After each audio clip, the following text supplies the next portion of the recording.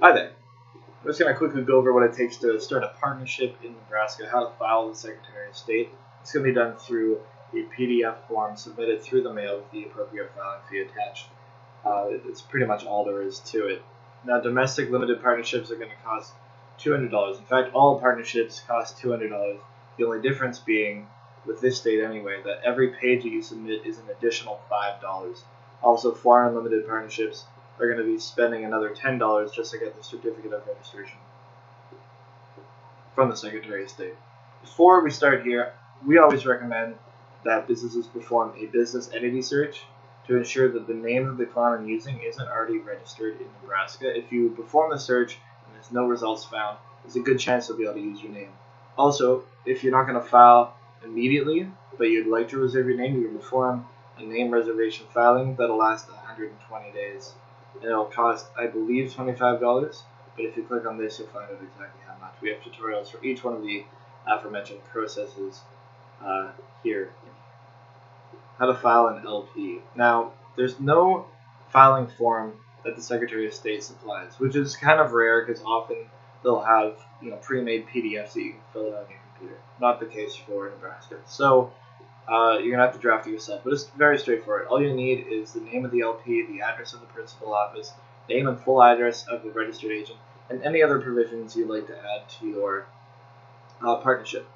After that, you'll need the signatures of all the general partners, and you'll need to attach to that your check covering the $205 filing fee. Now remember, you have the $200 plus the $5 for the actual document that you're submitting, and you're going to send both those to this address here to finish filing. Same thing for foreign LP, although luckily they have a PDF that you can fill out, and it's super basic. In fact, this is the most basic PDF or file in general that I've come across while researching these Secretary of State websites. We've just got the name of the partnership organized into the laws of the date of formation, the principal office, registered agent information, and the name of every general partner before signing it. Just one general partner is required, and printing the name and title. After that, same thing, attach to it the check made out to the Secretary of State covering the filing fee, and send it to this address. Now, foreign LPs should also actually disregard that, never mind. Finally, LLPs we need to do a statement of qualification. Again, you've got a pre-made form here, which is nice, but it requires essentially the same information as the other two. And you're just going to be able to click. The only difference being is you need to click whether it's a domestic LP or foreign LLP rather, because this statement of qualification covers both domestic and foreign.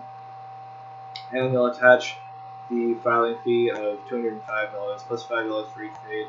Plus is a $15 for a certificate of authority, if necessary. So if you're like a professional LLP, you'll need to add this. You'll need to apply for certificate of authority from the Nebraska Supreme Court for $25, and then you're going to need to attach an additional $15 so that the Secretary of State can process it.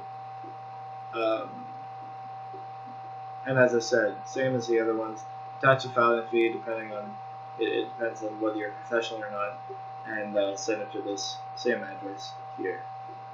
New partnerships should apply for an employer identification number immediately after. We have tutorials on how to do that here and here, and more information as to exactly what it is and why you might need one.